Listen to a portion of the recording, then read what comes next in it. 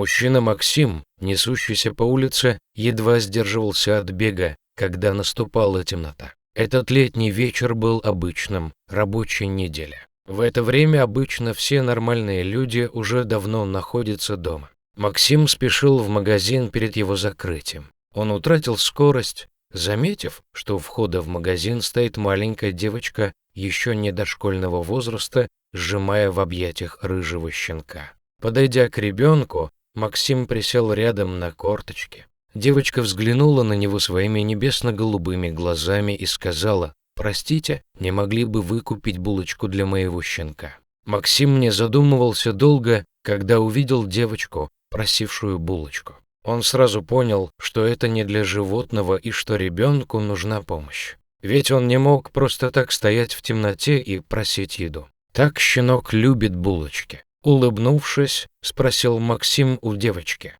Да, он любит и сладкое, и колбаску. Но сейчас он хочет булочку, ответила девочка. Понятно, я сейчас все принесу. Подожди меня здесь, не уходи, сказал Максим и отправился в магазин, чтобы купить продукты не только для себя, но и для девочки. Максим внезапно начал вспоминать свое детство, где отца не было, а мать тяжело трудилась на 3 низкооплачиваемых работах. Но даже те небольшие суммы денег, которые были в их доме, она умудрялась потратить до последней копейки. Ее жизнь была тяжелой, и она решила искать счастье в алкоголе. В результате Максим постоянно испытывал голод. Очень часто ему приходилось есть все, что попадется под руку на улице. Он тогда решил для себя, что никогда не пойдет по стопам своей матери. И вот так и случилось. Максим, который раньше держал данное себе слово, стал успешным и состоятельным человеком.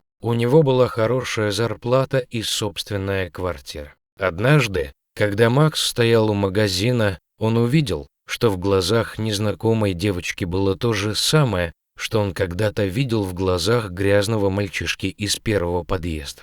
Именно поэтому он решил помочь. Максим вышел из магазина, держа в руках полные пакеты. «Я собрал запасы на неделю для твоего щенка. Тебе тоже хватит. Все, что он любит, сладкую колбасу и булочку», — сказал Макс. «Давай я помогу тебе донести покупки до твоего дома». Девочка указала на близлежащие хрущевки и сказала: «Вон там». «А, оказывается, мы почти соседи», — удивился Макс. На пути домой девочка поведала о своем отсутствующем отце. Все оказалось так, что Маришка проживает с мамой и бабушкой, а также с щенком по имени Валет, которого она недавно нашла на вокзале. «Интересно, а что ты делаешь на вокзале?» «На самом деле, моя бабушка там подрабатывает посудомойкой в буфете, и она берет меня с собой, чтобы я не болталась по улицам. Мама, кстати, пьет практически каждый день, пробивает все. Поэтому мы с бабушкой зарабатываем на еду. Она моет посуду, а на вокзале меня обязательно кто-то угощает чем-то вкусным.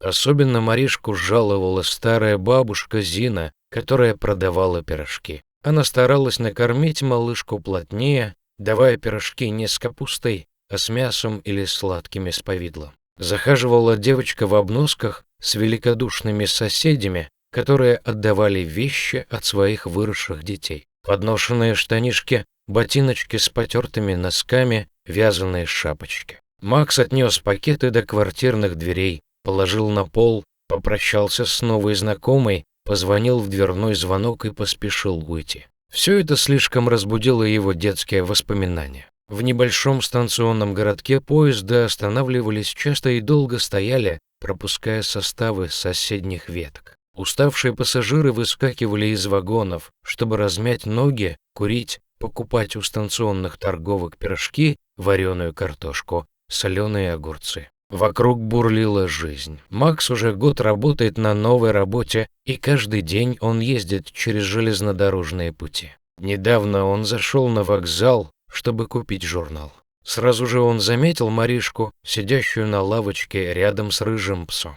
Пес лежал у ног девочки, ласкал ее лицо и руки. Марина обнимала его грязную шею, и в эти моменты она была почти счастлива. Но как может ребенок знать о счастье, когда его жизнь состоит только из тычков и пинков? Встретив Маришку, Макс был радостно удивлен. Ведь за год они не виделись и оба так сильно изменились. Парень спросил девочку, не изменилась ли ее жизнь за это время. Маришка ответила, что ничего не изменилось. Ее мама до сих пор пьет, бабушка тяжело работает, а они с Валетиком все еще попрошайничают еду.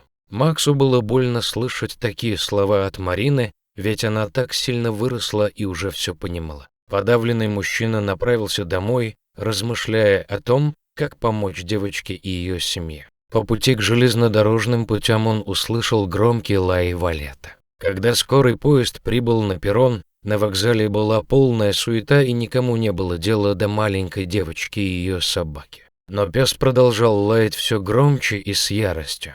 Макс почувствовал тревогу и понял, что беда приближается. Он поспешил в сторону, откуда доносился лай, и увидел Маришку, за руку которой шел незнакомец в серых брюках с небольшой спортивной сумкой на плече. Валет бежал сзади и пытался остановить девочку, но ничего не мог сделать. Тогда Валет ринулся прямо на серые брюки, стараясь схватить врага за ногу.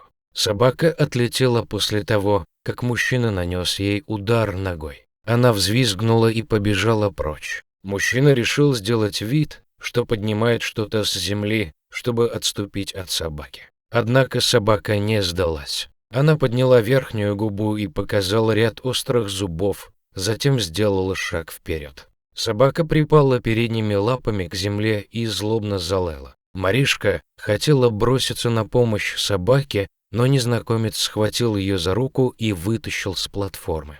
Девочка, которая была привыкшей к постоянному потоку незнакомцев, не испугалась этого мужчины. В то время как незнакомец готовился спрыгнуть с платформы, к ним прибежал Максим. Марина внезапно почувствовала, как незнакомец освободил свою руку, затем сплюнул и резко попытался ускользнуть к насыпи. Но в этот момент Валет с полным размахом набросился на него и сбил с ног. Максим мгновенно накинулся на негодяя и прижал его коленом к земле, жестко связав руки за спиной. После того, как Максим подписал протокол происшествия, наконец-то отпустили его из опорного пункта милиции. Мужчина вышел на привокзальную площадь и, достав сигарету, закурил. На лавочке, где сидела Марина, рядом с ней находилась ее бабушка. У их ног спокойно спал Валет, маленький мальчик, который был главным спасителем и охранником девочки. «Молодой человек, мы вас ждем», — сказала пожилая женщина.